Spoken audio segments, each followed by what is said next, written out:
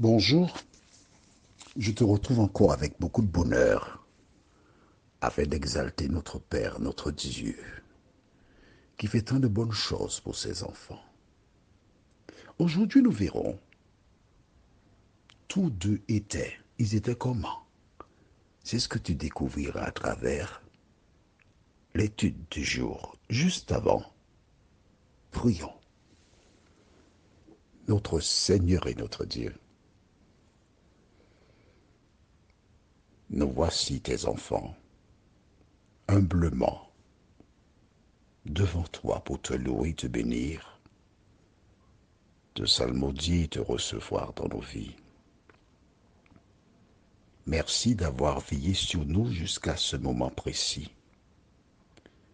Merci d'avoir placé en nous ce désir d'apprendre à te connaître et de nous rapprocher de toi.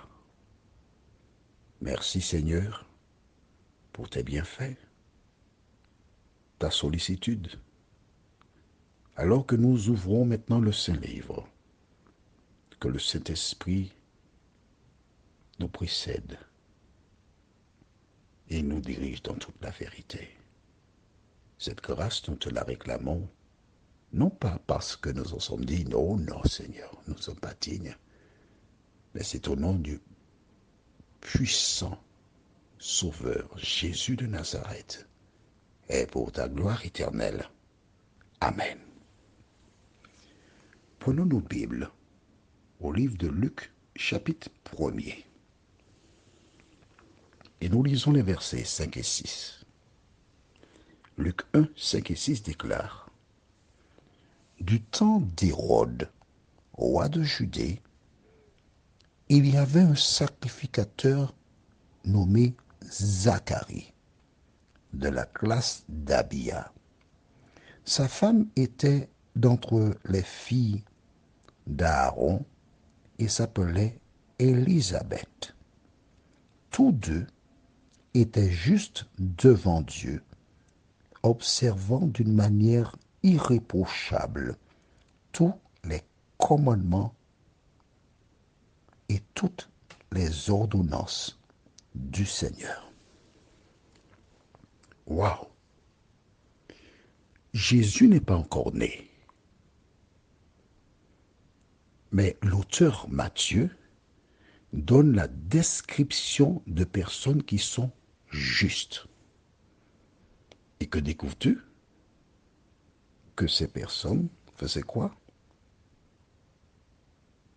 Elles observaient d'une manière irréprochable tous les commandements et toutes les ordonnances du Seigneur.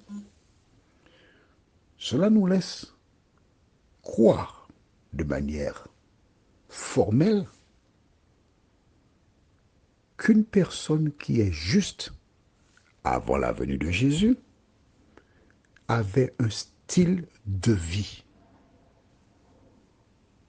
Et comme elle respectait ce style de vie, l'auteur Matthieu reconnaît que c'était une personne juste. Est-ce que c'est clair pour toi jusqu'à présent? Afin que tu comprennes ce que nous faisons, cet homme Zacharie et son épouse Élisabeth, nous le verrons prochainement, ce sont les parents de celui qu'on appelle Jean-Baptiste. Alors, maintenant que tu as cette information, nous savons qu'ils ont eu un fils. Nous verrons cela prochainement, d'accord? Mais celui qui présente ce récit commence par nous dire qui sont Élisabeth et Zacharie. Des personnes justes qui font quoi? Qui observent comment? Je prends le temps avec toi là-dessus, oui, je sais. Comment? D'une manière irréprochable. Quoi? Tous les commandements et toutes les ordonnances du Seigneur. Cette déclaration me permet de croire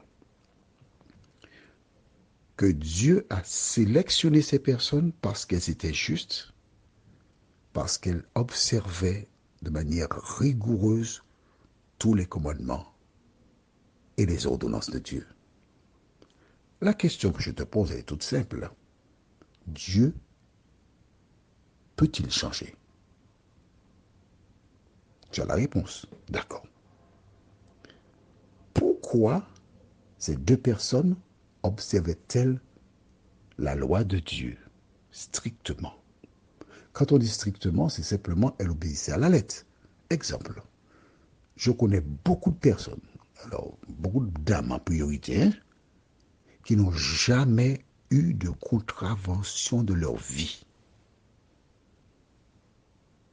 Pourquoi? Parce que ces personnes observent de manière stricte le code de la route.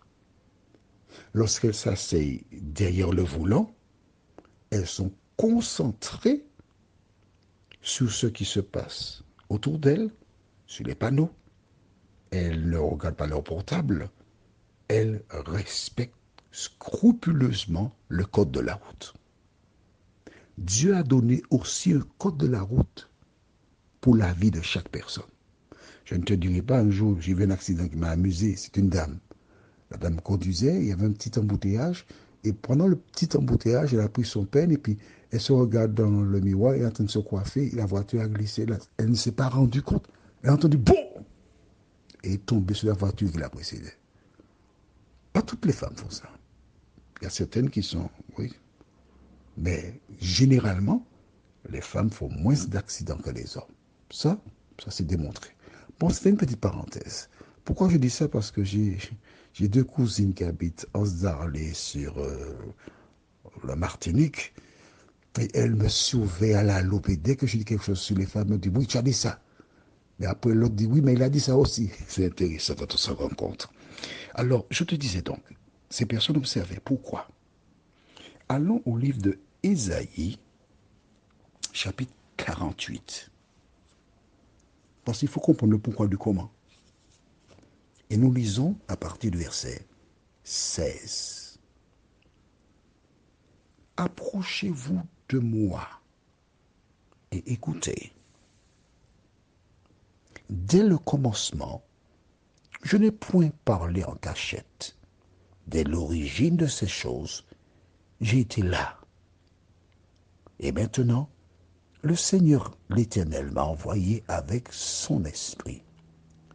Ainsi parle l'Éternel qui, ton Rédempteur, le Saint d'Israël.